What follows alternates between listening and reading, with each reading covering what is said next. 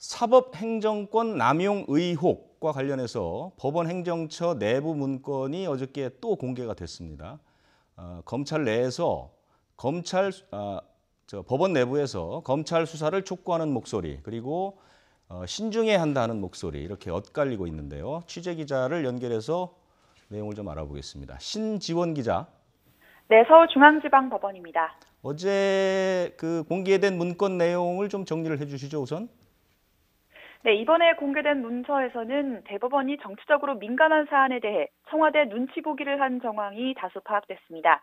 먼저 지난 2015년 고 성완종 경남기업 회장이 친박 실세들에게 불법 정치 자금을 제공했다고 주장한 이른바 성완종 리스트 사건과 관련해 정치 수사로 법원에 부담이 예상된다며 6월 임시국회까지 영장의 적절한 발부에 관심을 가져야 한다고 기록한 점이 눈에 띕니다. 법원의 고유 권한인 영장 발부를 놓고 협상 방안으로 삼았다는 논란이 제기될 수 있는 대목입니다. 2015년 7월 작성된 문건에서도 당시 정부 현안들에 사법부가 협력했다고 강조하고 있는데요.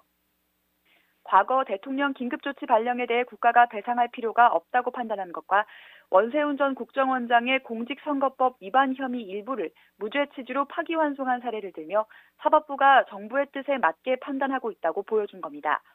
상고법원 도입을 위해 대외적으로는 이렇게 환심을 사면서 내부적으로는 단속에 나선 정황도 드러났습니다. 상고법원 도입에 반대하는 판사들에 대해 별도 동향을 파악하고 설득 방안까지 마련한 겁니다. 인터넷에 반대 의견을 게시한 판사에 대해 재산 목록까지 조사하는 한편 선배인 부장판사를 동원해 압박하려고 고민한 흔적이 발견됐습니다. 이 밖에 일각에서는 아직 공개되지 않은 나머지 문서들도 모두 공개해야 한다는 목소리가 나오고 있습니다. 네, 사실 이 보통 문제가 아닌데 내일부터 전국 법원장 회의, 전국 법관 대표 회의 이런 것들이 열리는 모양인데요. 분위기는 지금 어떻습니까? 네, 아무래도 중견급 판사들과 일선 판사들 사이에 온도차가 있습니다. 사법부 구성원으로서 책임감을 통감한다는 입장은 같지만 특별조사단 문건 전체 공개와 검찰 수사 필요성에 대해서는 의견이 엇갈리는 겁니다. 서울고등법원 부장판사들은 어제 임시회의를 열고 형사고발로 이어질 경우 법관과 재판의 독립이 침해될 수 있다며 깊은 우려를 표했습니다.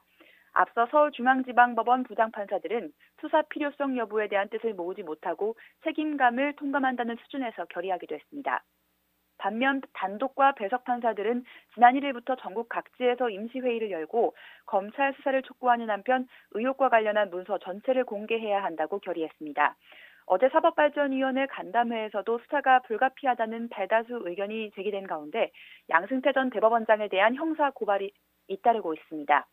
김명수 대법원장은 어제 간담회에 이어 내일 열리는 전국 법원장 회의와 오는 11일 전국 법관대표 회의에서도 사법부 내 의견을 수렴할 방침입니다.